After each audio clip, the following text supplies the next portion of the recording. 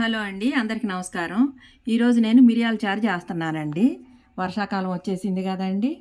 అందుకు నేను ఒక నిమ్మకాయ సైజ్ అంత చింతపండు తీసుకున్నాను, ఒక 5 ఎండుమిరపకాయలు తీసుకున్నాను, ఒక 3 స్పూన్లు ధనియాలు తీసుకున్నానండి, జీలకర్ర వచ్చేసి ఒక హాఫ్ స్పూన్ తీసుకున్నాను, కొబ్బరి చూడండి కొంచెం ఇంత ఇంత ముక్కలు తీసుకున్నాను, మిరియాలు వచ్చేసి పావు స్పూన్ తీసుకున్నాను, ఒక ఉల్లిపాయ, కొంచెం అల్లం అండి, వెల్లుల్లి. ఇవన్నీ మిక్సీకి బట్టి తీసుకొస్తాను వేయించకుండానే. నేను 1 లీటర్ వాటర్లోనండి మిక్సీకి పట్టిన ఈ మసాలా మొత్తం వేస్తున్నాను. ఒక 15-20 మినిట్స్ అయినా మరగాలండి ఈ రసం. కొత్తిమీర, కరివేపాకు వేస్తున్నానండి. కొద్దిగా పసుపు వేసుకుందాము, కొంచెం సాల్ట్ వేస్తాను, రుచికి సరిపడా సాల్ట్ అండి. అయిపోయిందండి. ఇక ఇది మనం ఫిల్టర్ చేసేసుకుందాము, తర్వాత తాలింపు పెట్టేసుకుందాము.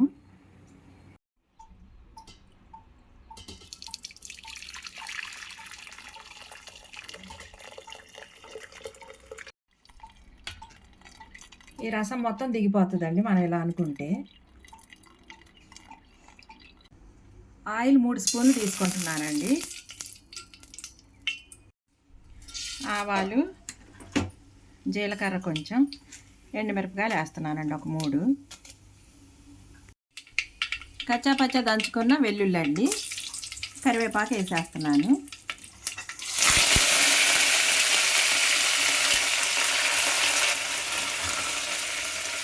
కొద్దిగా కొత్తిమీర అండి. తాలింపు వేగిందండి, ఇప్పుడు రసం పోసేస్తున్నాను. ఇది కూడా ఒక 15 నిమిషాలు మరిగించుకుందాము. ఫైనల్గా కొంచెం కొత్తిమీర వేస్తున్నానండి. అయిపోయింది. అసలు ఎంత గుమగుమలాడుతుందోనండి రసం మాత్రం. మిరియాలు కొంచెం తక్కువగా వేసింది ఏంటా ఆంటీ అనుకోకండి, చాలా ఘాటుగా ఉన్నాయి కాబట్టి నేను కొంచెం తక్కువ వేసాను. ధనియాలు ఎక్కువ వేసుకోండి, రుచి చాలా బాగుంటుంది. చూశారు కదండి మిరియాల చారు ఎలా తయారు చేసుకోవాలో.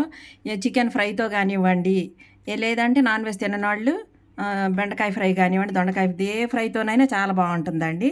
మీకు నచ్చితే మాత్రం తప్పకుండా లైక్ చేయండి, షేర్ చేయండి, సబ్స్క్రైబ్ చేయడం మాత్రం మర్చిపోకండి.